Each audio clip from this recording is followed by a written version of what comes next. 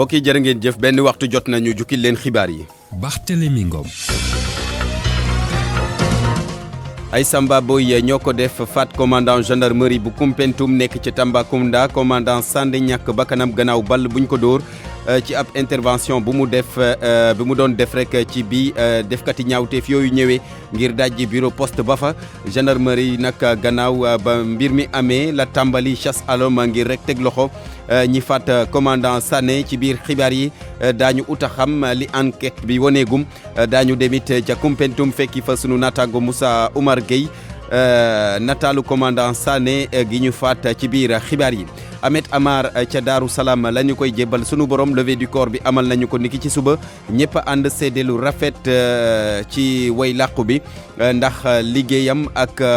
yu baax yi mu doon def dëkk ko te doon ko defit ci sutura ñàkkum ndox ci ay quartier yu bari fii ci Ndakaaru ci banlieue bi rawatina Liberté 6 extension ci la bokk askan wa nekk ne coono gu nekk la ñuy dund ci jamono ji du guddi du bëccëg du ñu gis toq ndox ci robinet yi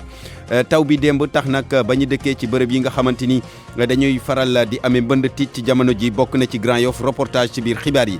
biti réew Binta Diallo lañ ci àndal Binta ñu ngi lay nuyu. ñu ngi lay fay bu baax Barthélémy Ngom Belgique Kaïd Essebsi gannaaw bu mu génnee àdduna démb Tunisie mi ngi waaj a jébbal boromam seen président dëju juróom-ñaari fan élection présidentielle bi ñu jàppoon novembre daal dinañ koy indi ci septembre bi marche blanche ci kanam tuuti 15h ca Rouen ca France gannaaw nag ba ñu boomee doomu Guinée bi ñuy wax Mamadou Barry procureur bu France jàpp ne dara lalu ko lu dul racisme Syrie de yabal na délégation ci marche ba ki ko jiite di doomu Sénégal bi leen toogal ci Afrique de l'Ouest et du Centre Maodo Malick Mbaye dinañ ko déglu ci kanam tuuti en direct de Rouen. jaatal gi ci kanam Binde Diallo bi tàggat yaram Youssouf Bodian nu ngi lay nuyu. di la fay Barthélémy. ay wàllu ci gën a fës. football éliminatoire CHAN 2020 équipe nationale bu Sénégal mu ngi ca Monrovia. war a daje kon dimanche ak Libéria xibaaru équipe nationale bu Sénégal dinañ ci ànd ak sélectionneur bi di Serigne Saliou Dia bëre door Modou Lo Eumeu Sène ñaari fan kon moo dox suñu diggante ak combat royal bi ñaari bër yi fan la ñu mënee fan la ñu sooxee jàngat bi kon dinañ ci ànd ak Moustapha Gueye deuxième tigre de Fass bi nga xamante ni kon mu ngeen ko dégg incha allah ci xibaar yi. jaatal gi ci kanam Youssouf Bodian gis-gis ak RFM tey ñuy waxtaanee kaaraange gi rawatina ci dëkk yi nekk ci frontière u Sénégal prétexte bi di commandant gendarmerie bu Koumpentoum bu ay Samba Boy faat ci njeexitalu xibaar yi lay doon.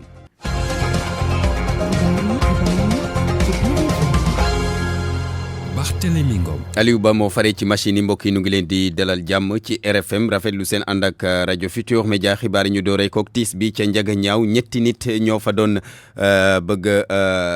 ñetti nit daal ñoo fa doon xaru kenn ka sax jot nañ ca ñàkk bakkanam yu ñetti nit yu dëkk ci ay bërëb yu wute maanaam ay village yoo xamante ni daal dafa wute kenn ka xale lu góor la toll ci ñaar fukki at ñàkk na bakkanam yeneen ñaar yi nag di ay jigéen jot nañu leen sowe ba léegi nag xamaguñu li tax ñoom ñetti ñëpp ñu àndandoo doon faat seen bopp ay defkatu ñaawteef ñoo ko def commandant gendarmerie bu Koumpentoum faat nañu ko Koumpentoum nekk ci Tambacounda commandant Sané ñàkk bakkanam gannaaw ball buñ ko dóor ci bi muy def ab intervention ngir rek gantal pexey ñaawteef yooyu bëggoon dajji bureau poste ba fa gendarmerie nag entamé benn chasse à l'homme gannaaw ba mbir mi xeweek léegi antenne bi lan enquête bi lan la woneegum Georges Déthié Diop nu ngi lay nuyu. maa ngi lay fay Barthélémy ci xibaar yi nga xamante ne taataan nañ ko ñi nga xamante ne ñoo def ñaawteef googu juróom la ñu woon nekkoon ci ab woto bëggoon song agence poste finance bi féetewoo ca biir dëkk ba nekk ci route nationale numéro 1 soriantoog brigade gendarmerie lu toll ci ñeenti téeméeri mètre mbir mi nag dafa gaaw ndax bi commandant de brigade ba di Tamsir Sané yëgee mbir ma loolee la dem fekki dem fa mbir ma xewe ànd ak gendarme ak ñaari ASP ci sunu xibaar bi ñuy egsi rek la assaillant yi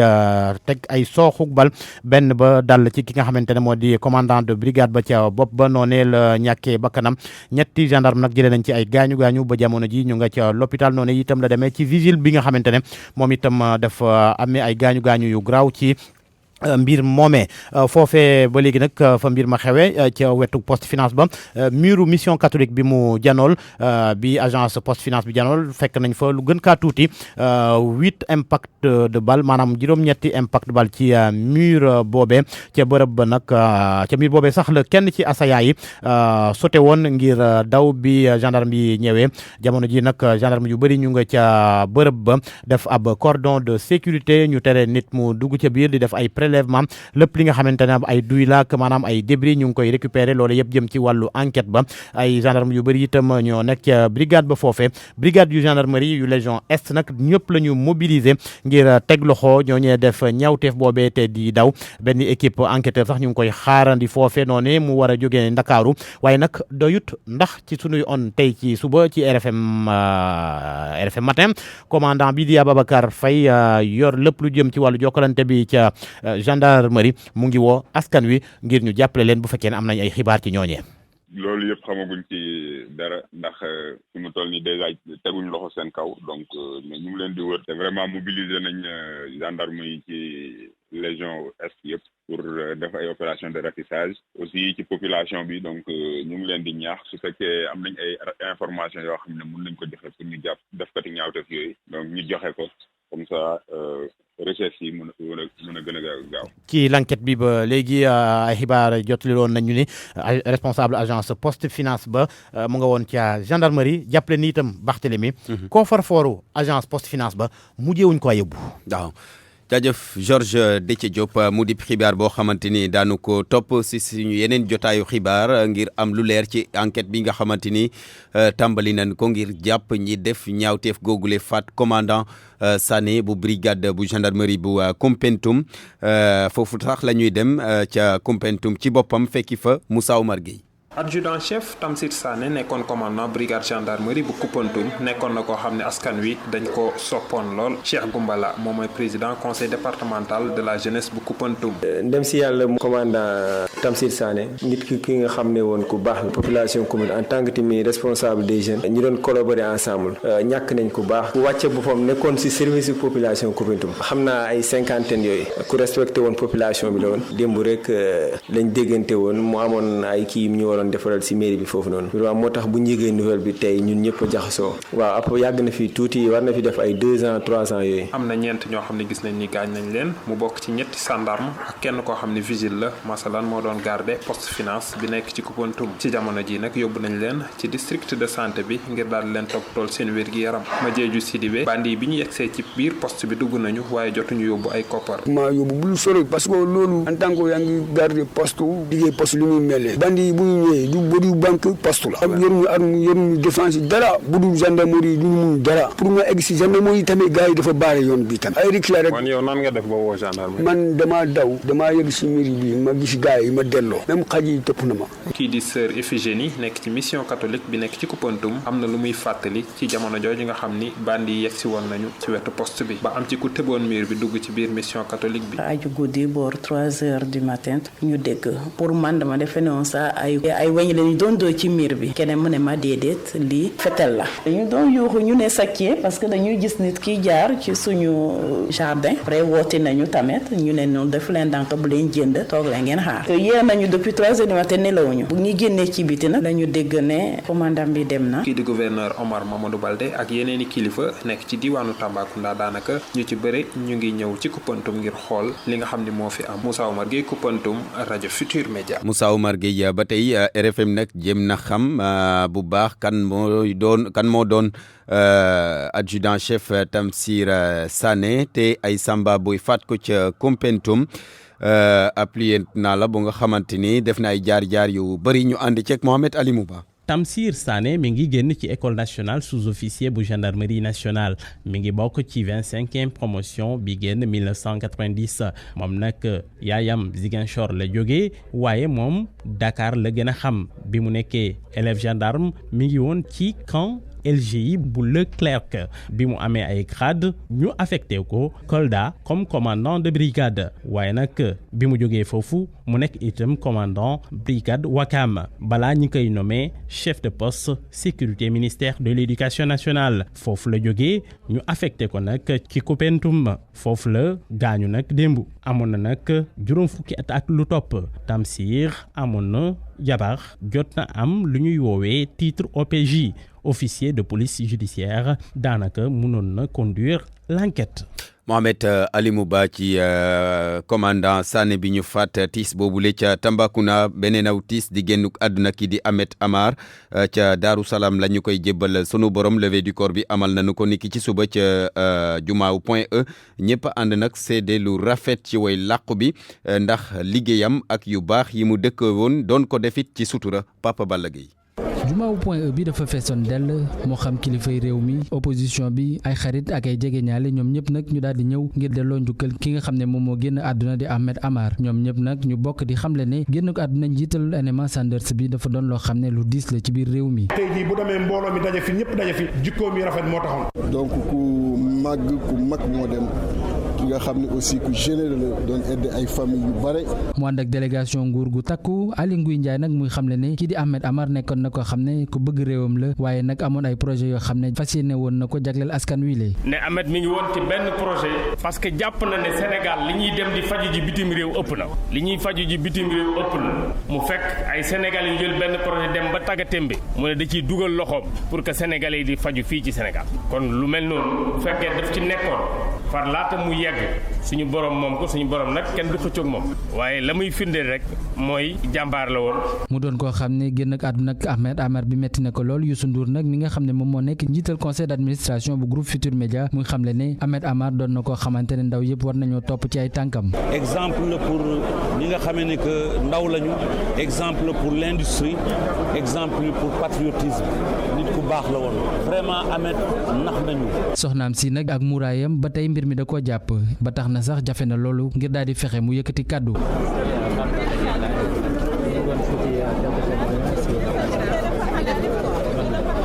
gannaaw ba ñu ko ñaanalee ngir suuf oyof ci kawam cortège bi nag daal di jël yoonu Daaru Salaam fa nga xamante ne foofu la ñu fas yéene denc kii di Ahmed Amar. Papa Balla Gueye fukki simili ak ñett moo bootu ci benn waxtu. pour man RFM mooy rajo bi gaaw ci xibaar yu wóor. RFM xibaar yu wóor te wóor. doon naa leen ko jonj ci boppam xibaar yi ñàkk ndox ci ay quartier yu bari yu nekk fii ci Ndakaaru ci banlieue bi rawatina Liberté 6 extension ci la bokk askan wa nag ne coono gu nekk la ñuy dund bés bu yàlla sàkk seen coono daal foo ko natt rek weesu na ko ndaxte du guddi du bëccëg ndox du am mukk ci seeni robinet ànd ceeg Kumba Sanjaan Fay. waaye dans les douches encore toutes les chaises il y a aucune eau. ndox mi sonn nañ dañuy jug 2 heures du matin di root te du tax. def naa fi 1 an guddi ba guddi lañ koy am moom ñu. mu jafe lool ci Mame Diarra Mouminatou Madi ak seen dëkkandoo ñu am lii di ndox loolee bokkoon ci seen dund jamono ji gis benn toq ci bés bi doon lu mënta ne Mame Diarra doon na borom njaboot ñu fekk ko ci buntu këram ci ndox moomee ñu bëgg a wax te yitteel ko lool. guddi gi tuuti lay xelli te ay 4 heures lay xelli tuuti. sama jëkkër fi mu ne 10 bërigo la jënd teg. su ubbee xaw a xelli tuuti ñu root. lu janook këram ab boulangerie ki fay gérer di ñu nittali jafe-jafe yi muy dund ngir mën a amal liggéeyam. parfois clients yi dañuy kaas ndax mburu bi day manqué ndox wala ndox mi ñëw en retard loolu lépp day am effet ci suñu liggéey bi. bu génn lu ne client yi dañuy kaas naan mburu mi rafetatul li ko waral lépp mënut a ñàkkum ndox mi. seeni robinet toqul wante facture yi lañ daan fay la ñuy wéy di fay ba léegi. facture moom même chose bu weer dee moom amul sax changé du xel te même chose. lu soriwul foofu dara ci ab restaurant Mouminatou di kafay jaay yor ñaari bidon ci yoxo yi di waaj a wëri ndox. au salon là-bas c'est là-bas qu'on a demandé des bouteilles parce qu'on prépare le plat du jour. il y a aucune eau toi même si tu peux partir vérifier. laata muy daaneel ci buntu camp bi soxna si génne fa doon ab soxna gendarme. ñun seen soxna yi duñu am ndox mu ñu leen fóotalee seen tenue yi loolu c'est pas normal weeru yàlla nag a ngi nii weer camp bi amul ndox soxna yi gendarme yi sonn nañu seen tenue yi ñu ngi ñu tëj fóotuñu leen ndax amuñu ndox te bu intervenir jotee ñoom ñooy jóg sur le terrain te loolu du yoon lu dëgg du yoon yàgg na weer. boobu lépp mbir askanu Liberté 6 extension yàgg di ko dund ñu mer ba sës li ñu bëgg di am ndox nipp ñëpp loolee di ab yelleef bu ñuy laaj. sonn nañ daal vraiment sonn nañ ci ñàkk ndox mi. mu nekkoon reportage Kumba Sanjaan Fay ca Liberté 6 extension yi dund ñiy dund ci lu métti ci jamono ji ak ñàkkum ndoxu taw bi ñu ngi ko doon séntu wàcc na démb waaye am na quartier yu nekk fii ci Dakar yu tàmbalee amee njàqare rawatina ñi nga xamante ne mbënd mi daf leen di faral di sonal bu nawet jotee mooy lu am ca Grand Yoff ñu ne nag faw ñu dimbale leen ndax taw bi démb rek tax na ba tey boo fa demee fekk fa ndox ñu ne nag autorités yi lañ ciy waxal Nafissatou Sila. Grand Yoff benn fan gannaaw taw bi ci ab mbedd bu ñu tàmm di jaar loolu ndoxu taw baa ngi fay taa ba tey ngir ñu dëkkee ca pegg ba lii mënee suka dund ak moom Modou Seck. xëy taw moom dooñu liggéey dooñu def dara parce que am ñoo xam ne sax day faral di jaar fii mais day tegi daal te ñun ñu fi nekk ni air bi ñuy dund ak bi ñuy noyyi moom baaxul si doomu aadama am na canal mais canal bi des fois day fat lu yàgg duñ ko sekkat si kaw duñ ko jëndi waaw loolu mooy problème bi taw na nii mais demul. te nag ngir jëlee fi salte bi yëpp ñoom si seen jëmmu bopp ñoo ciy sóobu duñu xaar sax mairie bi jóg Pape Sarr. grillage bi la ñu fompé ni dañuy joxati mbalit bu ñu ñëwee xam nga canal leen léegi bu tawee ay carton ay madlaak yëpp dañuy daw ànd ak ndox bi ñëw léegi nag loolu il faut nga démonter ko teg ko ci kaw canal bi fu affaire bi jaalee na ci nga koy jël oto mbalit bi ñëwee ngotoone lépp yóbbu ci oto mbalit fii wërtali bu bees marché bu bees yëpp fii lay wàcc ci canal bi fi lay wàcc léegi nag bu fekkee ne dafa ànd ak mbuus yi même démb rek oto mbalit bi mu taxawee li newoon fii lépp dama ko baalee dugal ci oto mbalit dañ koy génne li soxal nag ndox mi ñu wax ni dina taw fan yile ñoom ñëpp ñi ngi fësal seen tiitange ba léegi dañuy gën a tiit rek bu dul nawet sax des fois da ngay gis canal bi day kii bi day génne ndox quoi ci moom wax dëgg yàlla salte na trop bu nawetee moom suñu xel du daal. Grand Yoff wala koñ yu bëri ci Ndakaaru su tawee ba noppi day jafe loolu ndox ma daal di fay jógee ci nawet gi te ci situation yu bëri nag li indi li ni mel du lenn lu dul canalisation yu jaarul yoon. RFM rajo askan wi. wuutu Ousmane Tanor Dieng ci bopp parti socialiste fi mu ne nii nag waa parti bi ci boppam dafa mel ni ñu ngi ciy bëgg a xàjjaloo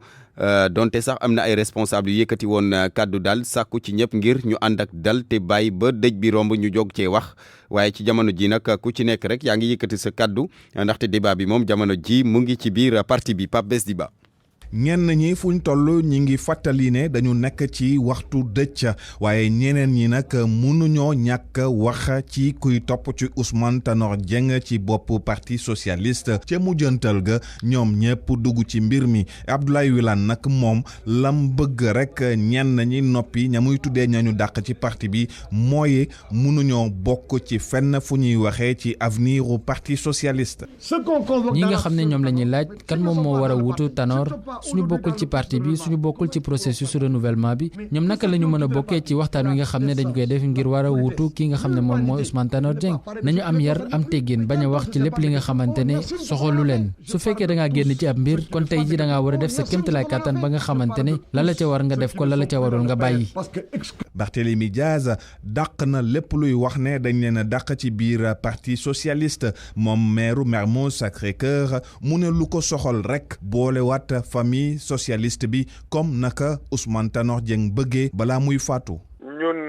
lu ñu tax a jóg ak lu ñu tax a wax ak lu ñuy tax a jëf mooy benn bëgg-bëgg bu ngeen xam ne ni balaa Ousmane Tanor Dieng di génn àdduna waxoon na ko mooy bëggoon na jabootu Léopold Sédar Senghor daanaka jabootu socialiste ñu daal di dajewaat doon benn say loolu moo nekkoon bëgg-bëggu Ousmane Tanor Dieng nit nag ak bëgg-bëggam yàlla ak ay dogalam ñun ay kilifa lañu parti socialiste tete ñu suñu warugar mooy tey Ousmane Tanor Dieng génn na àdduna lu ñu xalaat mooy lu ñu mën a def ba bëgg-bëggam mën a nekk ñu def ko daanaka ci doxin ci jëfin ak ci waxin. ci taxawaayu ñenn ñeek ñeneen ñi lu leer mooy topp ci Ousmane Tanor Dieng ci bopp parti socialiste du nekk mbir mu simple. RFM bitim réew. Binta Diallo nu ngi lay nuyu. maa ngi lay fay bu baax Barthélémy.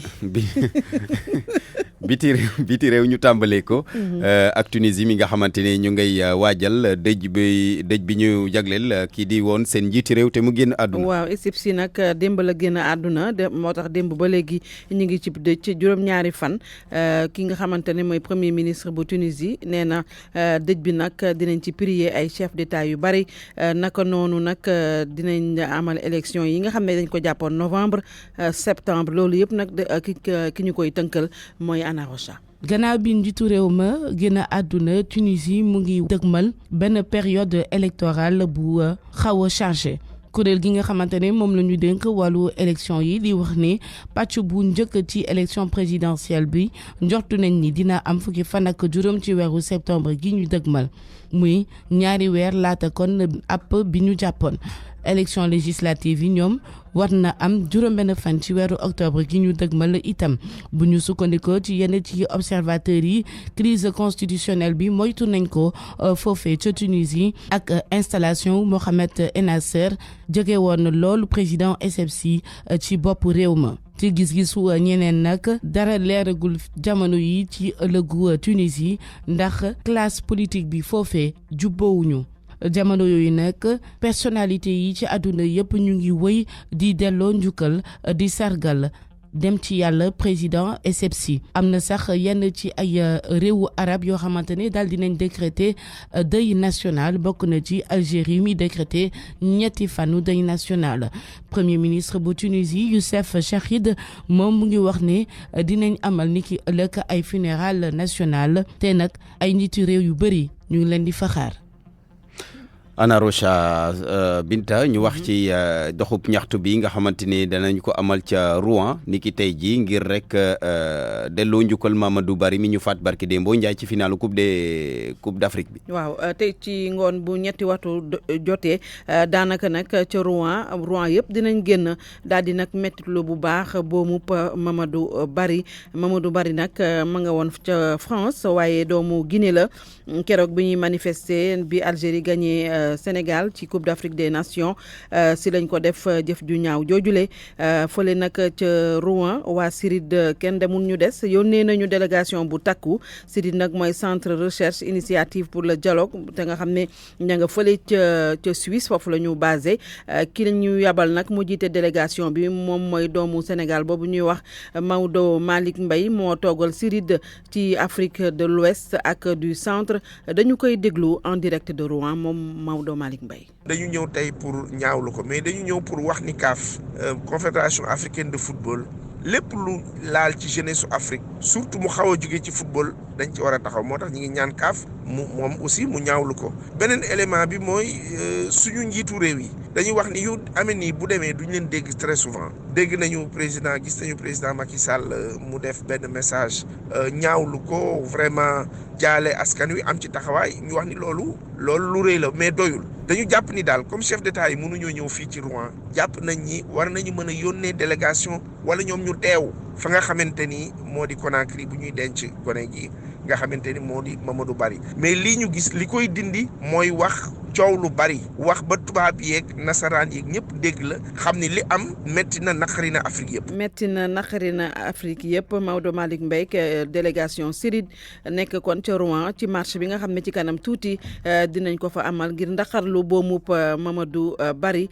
procureur bu France nag daal dinay àddu jëmale ci mbir mi sànq nee na nag boomub Mamadou Bari bi dara lalu ko loolu mbiru racisme. loolu la procureur bu France wax Binta Diallo ñu wax ci tiis bi ca Marrakech. fukki néew ak juróom benn la ñu gis ci guddi démb jàpp tey jii ci benn fourgonnette bi nag dafa suulu woon ndax dafa amoon taw yu metti yoo xam ne dafa amoon ci soowu Marrakech sunu correspondant ba ñu toogal ci Maroc di Khadim Mbaye moom moo ñu jox information bi nee na itam sécurité yi def nañu seen kéem kattan ba génnee fukki néew yu toll ci fukk ak juróom benn xanaa jeexale rek ca Niger Barthélemy foofu tamit jàpp nañu koo xamante ne daal da doon woyaase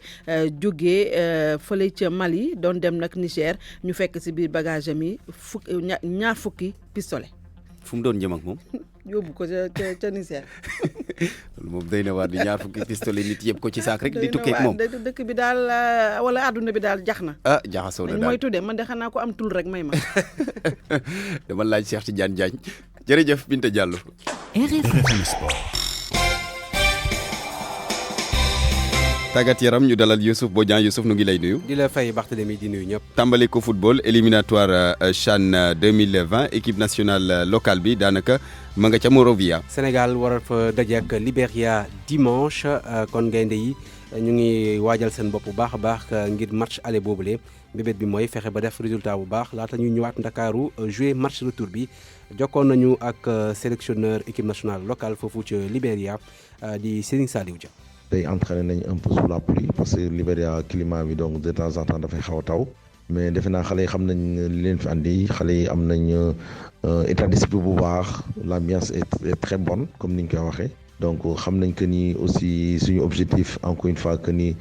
quelles que soient les conditions dara waru ko mën a entaché depuis 3 ans Sénégal qualifié donc vraiment am nañ pasteefu maanaam qualifié ci CHAN bi te defe naa foofu dafay jaar un peu ci premier match contre Libéria bi donc ci 2 fois lay nekk donc match en aller-retour donc li am solo mooy ci match bi que ni ñu am taxawaay bu baax voilà ñu am disposition bu baax parce que adversaire bi xamuñ ci lu bari ci ñoom donc dina am il faut falloir que ñu am comme ni ñu koy waxee rek round d'observation boo xam ne dinañu permettre un peu ñu découvrir ni comme ça bu ñu négocier match aller bi c'est que dinañu permettre un peu match retour bi ñu gën a bu ñu gënee xam adversaire gën a déployer un peu li nga xam ni moom mooy suñu stratégie comme ça va nous permettre incha allah bu yàlla bu neexee yàlla comme ça ñu passé. Serigne Saliou Dia di sélectionneur équipe locale bu Sénégal ñu war a daje ak Libéria foofu ca Monrovia dimanche bu 16h jotee doon premier tour éliminatoire championnat d'Afrique des Nations bi nga xamante ne kon joueurs yi yëngu ci seen réew lañ ko jagleel maanaam joueurs yi nekk kon ci championnat Sénégal ñooy teewal suñu réew ci CHAN boobule. ñu wax ci bëre dóor Youssouf Bodian Eumeu Sène Modou Lo daanaka ñaari fan rek a des ci combat royal boobu. war a xëccoo couronne bi nga xamante ni jamono yi leaderu Tay Shinga Eumeu Sène moo ko yor moom it bëgg a jël revanche am ci Modou Lo kon di combat boo xamante ne combat bu am solo kon la ñuy xaarandi dimanche force yi ak faiblesse yi maanaam Modou Lo fan la mënee ak fan la amee ay faiblesse Eumeu Sène naka noonu ñu ànd ci ak deuxième tigre de Fass di Moustapha Gueye nekk tamit consultant œil du tigre émission bi am fële ca TFM Moustapha Gueye nekkoon kon invité RFM matin. combat bi Modou Lo dafay ñëw pour effacer défaite bi mu jóge ci contre Balla Gaye ba pare mu fa jël li ñu naan titre roi des arènes Eumeu Sène jël titre roi des arènes ci Bombardier récemment xaatul dara lu dul dem fayu ji te tam looloo ko desee donc nag foog mu def jël atu yëpp def ko ci côté am pour dem fayu ji loolu moo tax combat bi enjeu bi yëpp foofu la ndax Eumeu Sène dafay laaw te booy xool cër yi dañu gàtt laaw yooyu nag bu la dalee nag mën na indi musiba mais comme que bu see cër gàttee li ci logique mooy nga utiliser ay direct bañ a utiliser ay laaw loolu faiblesse ci moom fort ba ca faraat bu aussi mooy Modou Lo ànd direct bu baax Modou Lo am na crochet bu baax Modou Lo am na corps uppercut nag ñi ko am ci làmb bariwul maanaam corps la li door ay dañ ci bakkan ci bët moo comme ni ko defoon bii passé fort la ci ki nga xamante ne mooy Modou Lo ci combat donc Modou Lo day alterner bëre ak xeex mais mu gis ne Eumeu Sène xeex bi da ci xaw a désavantage mais bëre bi am na ci benn avantage bu ndaw tamit moom mooy bu ñu doon séddale ñoom ñaar képp bëre ci biir combat ñu xool seen carrière da ngay gis ne Eumeu Sène moo xaw am benn pourcentage du sax moo ko dàq bëre mais am na avantage seen combat ñoom ñaar boo xam ne bu bëri génnee dëgg-dëgg Eumeu Sène mën na ci gën a ëpp chance naam parce que nag Modou Lo am na ay argument yu leer yu mën na jàpp tàggam doo ko daan mën nga ko wër ndomb doo ko daan yaa plein de choses yoo xamante ne Modou Lo doo ko échappé ñoom ñaar nañu xaw a nuroo nekk ay artistes yu bëri kat yu mën a bouger yu mën a raam gis nga Modou Lo muy bëri que Eumeu Sène façon bu ne Eumeu Sène mën na ko yëkkati na ba ca kaw jàpp def noonu nekk mais mënu ko daaneel parce que da ko fekkoon ci fooram maanaam mën nga mën nit tamit doo xam foo ko mënee ki nga mën pour nga xam fi nga ko mënee dañ koy analyser jaar fi nga ko mënee yow pour daan ko kooku di Tafa Gueye kon doon analyser combat bi nga xamante ni dimanche lay am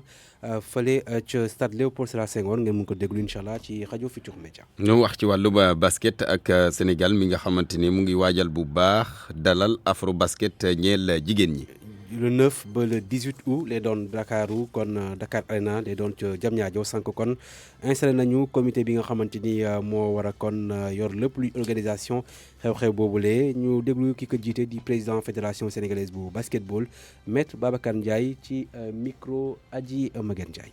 afro basket du lu ndaw mais aussi Sénégal am na habitude di organiser compétition de cette nature disposition pratique yi nga xam ne nii waroon nañ ko jël nañ ko. ba nga xam ne nii léegi yaakaar nañ ni équipe bi bu ñu ñëwee mën nañ leen loger mën nañ leen transporter mën a loger transporter les officiels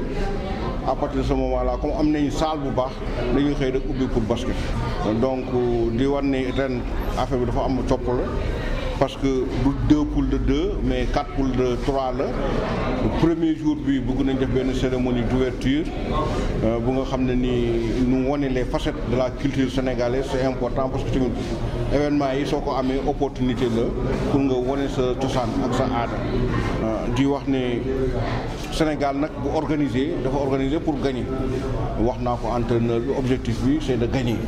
di ñaan ñëpp rek ñu ànd nekk benn pour yàlla may ñu ndam. tournoi bi le 3 la compétition bi le 8 la donc tournoi bi 3 4 5 mooy samedi bi si topp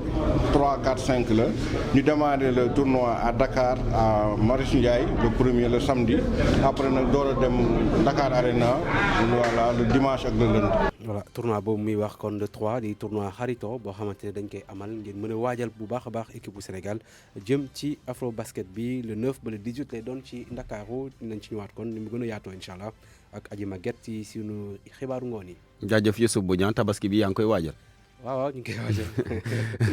koy waajal de. waaw waaj ndànk-ndànk rek. di ko séddu ko. waaw am na rubrique boo xamante ni sax moom tabaski bi la ñu ko jagleel ci si xibaar yi ñu ànd ceeg Oumou Kalsoum li bii paan ak tey dafay def ab constat ndaxte xar yi nga xamante ni dañu leen di yar ñaare dañ leen di takkal ab yax wala boog xeetu caq yoo xamante ni dañ leen koy takkal ci seen i baat. ñu bëri nag jàpp ne loolu ngir mooy tëndeku cat dal xar bi la am na ñeneen ñu ne daal xëy na dañu jàpp ne rek dañoo bëgg xar bi naayis buñ ko xoolee ñu ànd ceeg Oumou Kalsoum li ba xam la ca ne.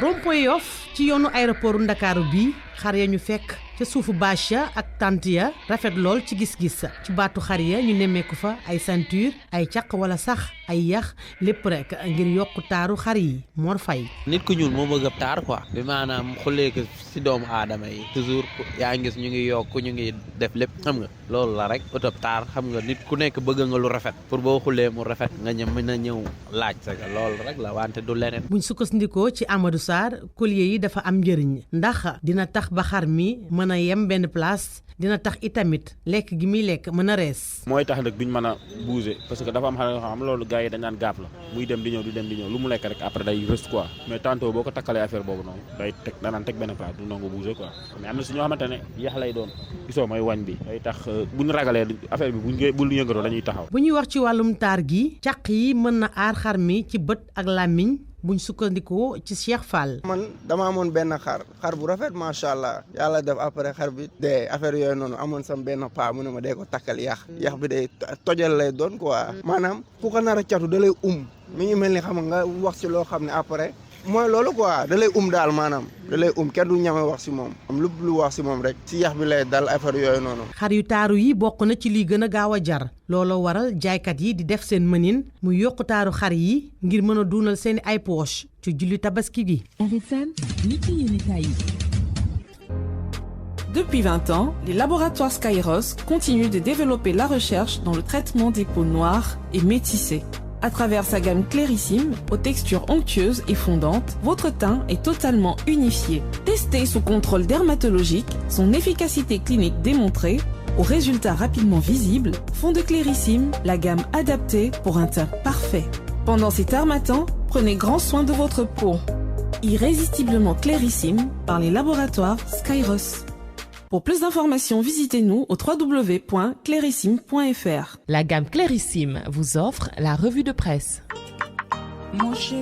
Savon de Marseille Alphée, fabriqué à partir d'huile végétale 100% naturelle, possède un pouvoir nettoyant exceptionnel, enrichi à la glycérine et aux minéraux marins. Savon de Marseille Alphée dafa di saabu boo xam ne kat dañ ko defaree huile végétale à 100%. saabu boo xam ne ñépp ko bëgg boo ko sangoo ba noppi soxlawul ngay diw sa yaram day set wecc ba noppi di nes-nes yi ba noppi dañ ko recommandé pour nag ngay koy fóotee tamit li nga xam ne moom moo di yëre bébé yi. Savon de Marseille Alphée bàyyiwul dara xet ku bëgg ci savon Alphée yi wooteel ci 78 111 96 96 savon Alphée moo leen di may seen revue de presse. bi mu sosoo ak léegi ci atum 2005 microcrédit mi ngi taxaw si juróomi réew ak ñeent ci Afrique ak réewu Chine lépp ngir bégal li tolloog million client ndéem bëgg-bëgg ak mébétu suñu ay client ñooy soppeeku di wéy ànd ak jamono rawatina ñun ñii ba tax na microcrédit soppeeku na itam di wuyoo turu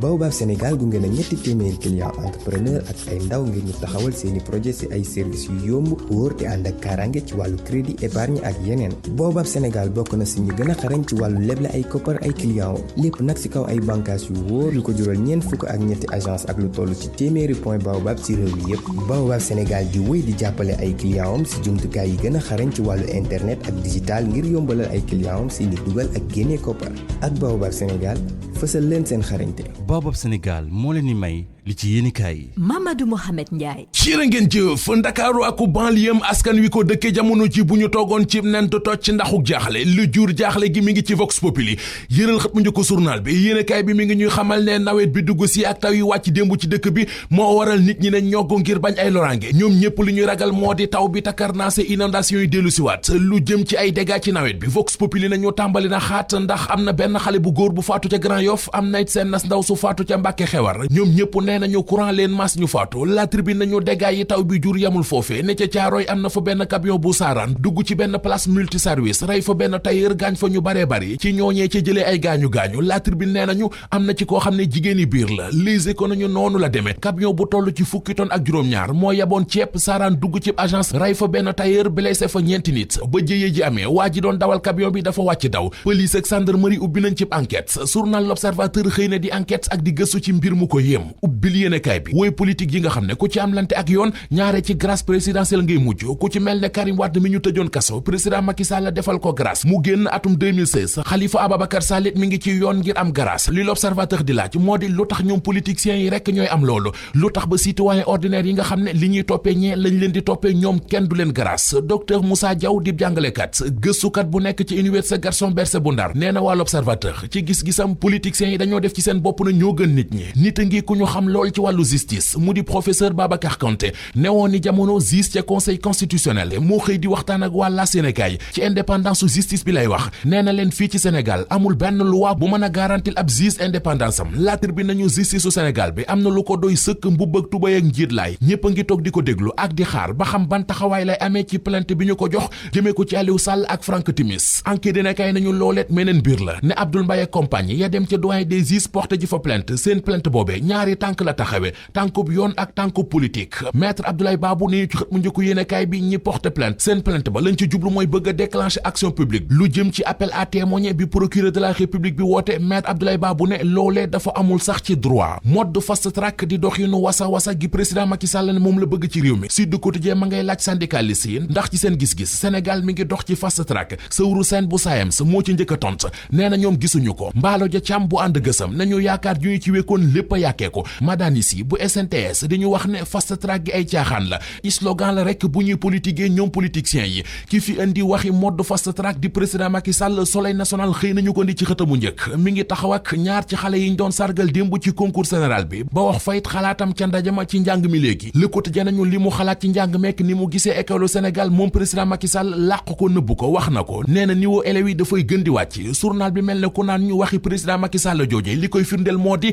premier prix en français kenn joxewu ko ren ndax gisuñu ku ñu ko jox leen ma Source A ñu wax ci njëgu courant bi yéenekaay bi nee nañu ginnaaw ñoom waa Source A bi ñu fi xamle woon ne courant bi ak njëgam ci yokk ko la ñu jëm Mouhamadou Makhtar Cissé ma jiite woon Senelec ca yooyu la jamono weddi woon seen xibaar bi léegi sikki sàkk amatu ci njëgu courant bi yokku na te gaa ñi yokku njëgu courant bi fasuñu yéene yam foofu ci compteur Woyofal yi la ñu jëm compteur Woyofal yi nga xam ne dañ koo jagleloon néew ju doole yokku nañu ko ne abonnement bi ñu doon defee 4539 léegi mi ngi ci 4997 manque à gagner bu toll ci 70 milliards moom la Senelec di wër moo tax amatul jàmm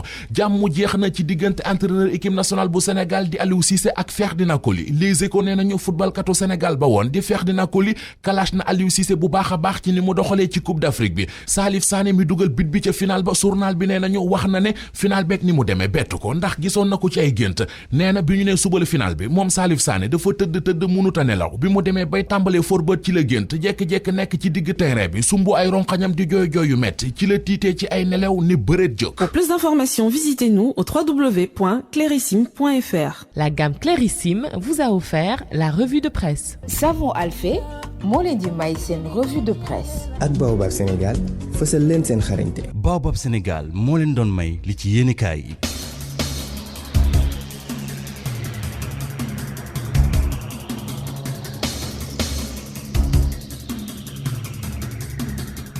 mbokk yi jërë ngeen jëf jërëjëf Mamadou Mohamed Ndiaye ñu yegsi ci gis-gis ak RFM ma fàttali leen ko tey ñuy waxtaanee kaaraange gi rawatina ci dëkk yi nekk ci frontière yu Sénégal bi prétexte bi di commandant gendarmerie bu Koumpentoum bi ay Samba Boy faat démb ci guddi ñu ngi ci ligne bi ak colonel Ousseynou Pouye colonel ñu ngi lay nuyu. maa ngi leen nuyu. waaw sa xam-xam dafa màcc jëm ci wàllum criminologie ñu ngi tamit ak ki nga xamante ni moo di docteur Benoît Tine nu ngi lay nuyu. maa ngi lay fay maa ngi nuyu auditeurs yi. naka noonu colonel Pouye. waaw naka noonu it yooyu sa xam-xam màcc na ci wàll wi ngay te jàngalekat fële enseignant chercheur ca université Assane Seck bu Ziguinchor tey jii tiis bi nga xamante ni moom la ñu xëyee di faat gi ñu faat commandant gendarmerie bu Koumpentoum ay Samba Boy ñoom ñoo ko def colonel Ousseynou Pouye d'abord bi nga yégee mbir mi nan nga réagiré. non ni ma réagiré moom diis na metti na. mais foog ñu xool ci kanam et puis gëm suñu borom. li ci war mooy ñun dañu am defen boo xam ne defen bu rafet la maanaam. bu dara xewee ñëppay jaaxle ñëppay jokk. bu passé ay waxtu wala benn fan la ñu set encore suñu kam lan moo ne suñu kanam li ci gën a métti li ci gën a doy waar mooy rek dee gi. te xam nga dee moom fu mu jógee rek dafa nekk lu diis. dafa nekk lu diis mais seetlu gi surtout au niveau des frontières dëkk yi fay nekk yenn saay taxawaay gi war ñeel force de sécurité yi des fois dafay xaw a manqué ci sa gis-gis lan moo ko waral effectif bu matul la wala ay jumtuwaay yu amul. non li ko waral mooy ak mbokk d'abord ak mbokk moo ko waral ndax dëkk ñuy wër yëpp kenn xamul fu keneen dëkk. parce que santé yi mooy jaxasoo tur yi jaxasoo bu dem ci dëkk yenn yi lu leer la ku nekk français nga ñun dañoo bokk di sëy suñu biir sëy gu doy waar boo xam ne tax na ne boo tëjee bunt foog nga ubbi palanteer wala boo tëjee palanteer di nga ubbi bunt pour ñu mën a jàll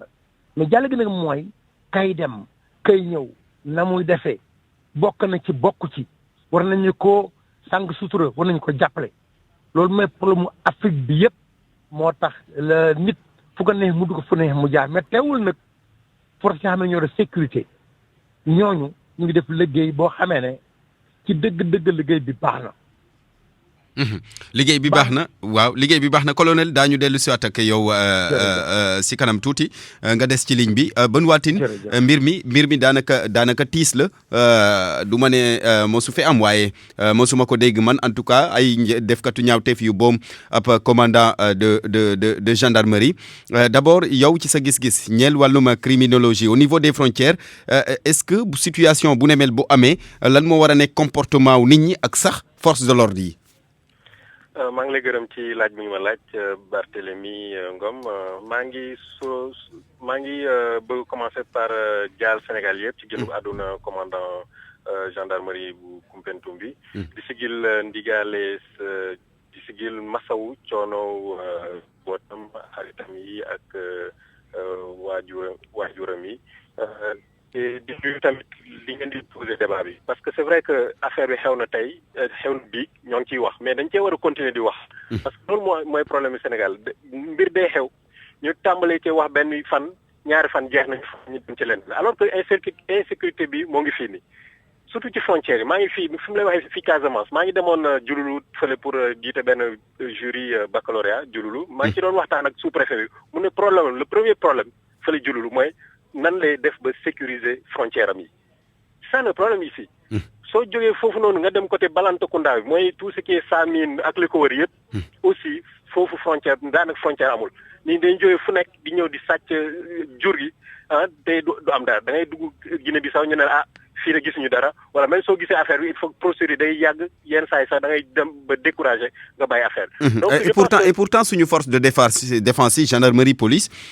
tàggat gawar ci ñoom def nañ leen ko lan moo ko waral nit ñi effectif ñoo motul wala boog moyens yi ñu war a am yi ñu war a nekk à leur disposition ngir ñu mëne politique boobu moo xaw a sooxe. mais non moyen humain mënul doy du mos a doy moyen humain comme télé am na ki newoon ne on ne peut pas mettre derrière chaque citoyen un gendarme loolu mënul nekk mais c'est vrai que ñi def jéey yooyu noonu ñoom dañuy armé nee nañ ils étaient lourdement armés dañuy am ay jëmtuwaay yu xarañ yoo xam ne peut-être que sax ñun suñu gendarmerie wala suñu police en tout cas amuñu ko ñoom dañuy ñëw dañuy xool dañuy gëstu dañuy seet dañuy def repérage